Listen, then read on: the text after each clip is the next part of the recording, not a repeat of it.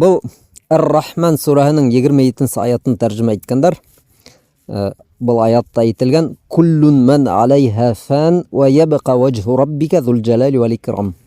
Уның өстендә, ягъни йер өстендә булган барыһы ла фани. Һәм бында мына дан һәм хөрмәт менән дип язылган бит инде бит. Бөеклек һәм хөрмәт әһле булган Раббыңдың йөзе генә торып каласак тиелгән. Ошо аятты теге хәрфи мәгънәле аңлап, буквально русса, ысынлап та кайбер бер кешеләр айрым секталар кургандар хатта. Бұл шииттарның шундый секталары бар.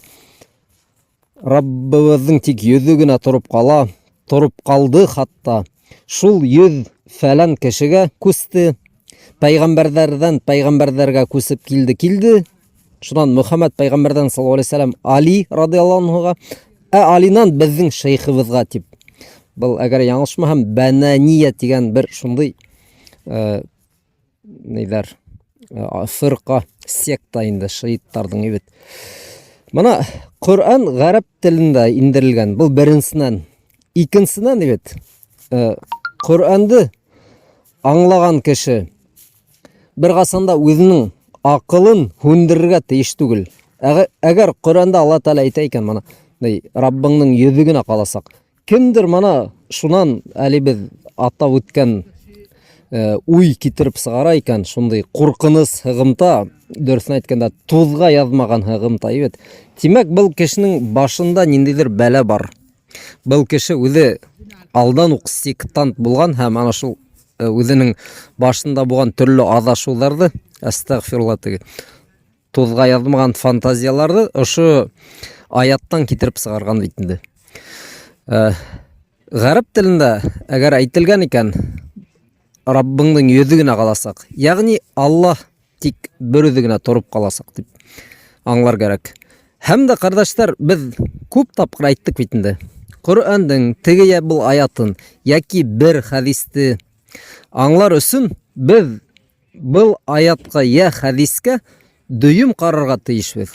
Нисәмә аяттар бар, нисәмә хадистар бар.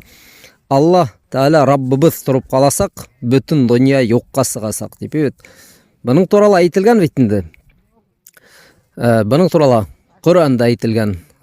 Хатта мана башында шундый фантазиялар булмаган кеше бит. Аллаһу самад дигән бер генә һүзне, бер генә аятты укыһа ла ул аңлай. Лам ялид ва лам юлад ва лам якул лаху куфуан ахад. Уга тиңдәш охшаш бер кемдә юк. Ул бер кемгә лә мохтаж түгел. Һәм Алла Тәала бар булган һәм буласак. Буны без аңлайбыз бит инде.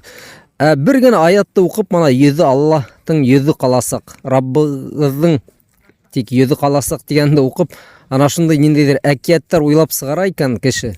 Тимәк, бұл кеше үзе беренчесеннән башка аяттарды карамай бит. Икенчесеннән ул әкиятсе, ябай әкиятсе. Һәм ярай ул мана шулай теге хәрфи нәмәне генә теге аңлай белмәгән кеше авыру дип хатта әйтә алабыз бит. Алабыз түгел, ул ысынлап та авыру. Ул әгәр ошо аятты аңлай алмай утырһа, ул бер хәл. Ана шул аңламаудың өстендә тагы бер әкият уйлап сыгару, ул бөтенләй бит инде кешенең нитиклем адашканы күренеп тора. Мана бер ябай мисал китерәйек бит. Әйтәйек, урысларда шундый һүз бар бит инде, ищи ветра в поле. Әгәр бер кеше мана ишетте, кемдер һөйләшеп утырабыз бер өйдә. Нимәләр югалттык? Мәсәлән, бызауды югалттык, атты югалттык бит. Һәм әйтәйек, атай улына әйтә, мана бызау югалды хәзер, ищи ветра в поле. Әгәр ошо һүзне ишеткәндән һуң был улы югырып сыгып китсә, кайдалар теге басуга, ел эзләргә. Тимәк, был нейме? Атаһы нимәнеләр насар әйттеме, дөрес әйттеме? Атаһының монда теге хатаһы бармы? Әллә улының әзрәк башы эшләмәйме? Әлбиттә, улының башы эшләмәй. Без аңлап торабыз бит инде. Был күсмә мәгънәле әйтелгән һүз. Ищи ветра в поле. Тимәк, бөтте, югалды, китте. Без был базаулы һәр һыерды таба алмайбыз. Әгәр кеше шундый гына нәмәне аңлай алмай икән, димәк ул без әйтмәйбез ул рус телен аңламай дип. Без әйтәбез, был егетте әзрәк кенә даваларга кирәк дип. Шулай бит. Менә шулай ук ул Коръәнне аңлар өчен, хатта гарәп телен тулысынча белү генә лә итмәй. Хау кеше булырга кирәк. Акылы юйылмаган кеше булырга кирәк. Бұл аятты хәрфи мәгънәле аңламайдар. Башка аяттар менән бергә кушып, шул ниндидер тәфсир эшләйдер.